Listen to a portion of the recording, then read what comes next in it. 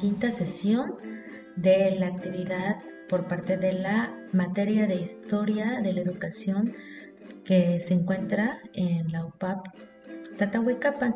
Y bueno, en esta ocasión estamos analizando un libro que se llama Instituto Nacional Indigenista, 40 años, entre los cuales nos tocó leer dos artículos. Uno es Las organizaciones indígenas, autonomía o dependencia, de Natalio Hernández, y el otro es A 40 años, experiencias y aportaciones del INI, de Juan Larios Tolentino. Ambos escritos examinan la lucha que se ha dado desde la llegada de los españoles y los cambios que ha tenido la sociedad indígena con el paso del tiempo, con el paso de los siglos, y cómo estos grupos indígenas se han organizado frente a las estructuras estatales.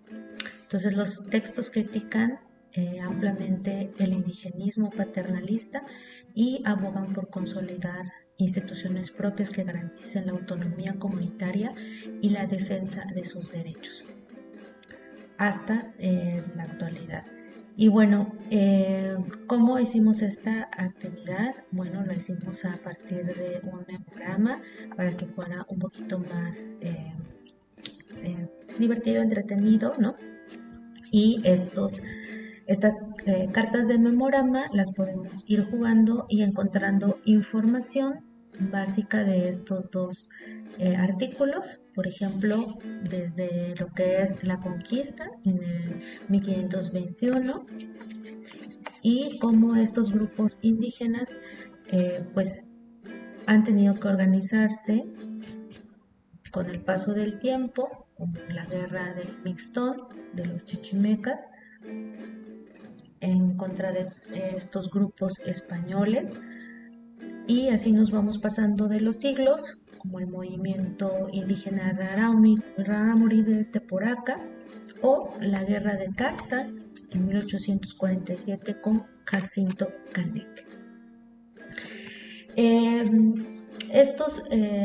Organizarse, la organización de los grupos indígenas, pues ha sido también una lucha no solo de la guerrilla, sino también de una lucha intelectual de estos pueblos indios, y pues desde el siglo pasado, con la revolución y con algunos temas agrarios, como por ejemplo con Emiliano Zapata, con el lema de tierra y libertad, o en Sonora, CACFEME defendiendo su territorio, ¿sí?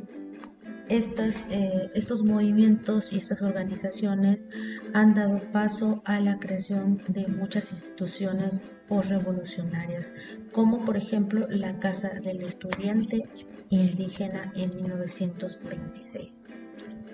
Y bueno, estas demandas que tienen los grupos indígenas son varias, ¿no? Son varias, como la tenencia al de la tierra, la educación propia, el estudio, mayor participación en la vida política institucional del país, así como de derecho a esta diferencia cultural, que se afirme la identidad étnica y nacional.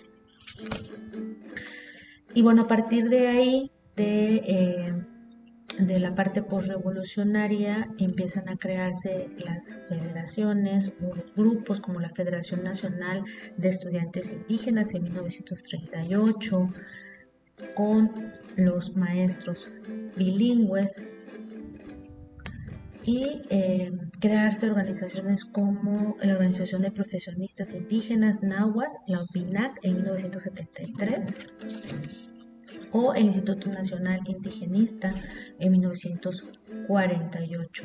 Que bueno, que el INI crea los centros coordinadores que se orientaron al cumplimiento de varios objetivos fundamentales, y uno de ellos es la figura del promotor cultural bilingüe. Para 1975 se crea el primer Congreso Nacional de Pueblos Indígenas en Michoacán, y de ahí surge el Consejo Nacional de Pueblos Indígenas. Un año después se hace un encuentro nacional de maestros indígenas bilingües. Recordemos que desde la Casa del Estudiante empiezan a crearse estos grupos de maestros bilingües. Y por primera vez hasta 1976 es que se hace un encuentro nacional, ¿no? Con las 56 etnias que se reúnen con un candidato de la República. Y ahí mismo se crea la AMPIBA, que es la Alianza Nacional de Profesionistas Indígenas Bilingües. Y bueno, es parte de las alianzas y organizaciones que de alguna otra manera los maestros indígenas, los maestros bilingües han aportado a la historia de crear estos objetivos para las comunidades indígenas de la autodeterminación. Y bueno, con esto terminaríamos. Muchas gracias.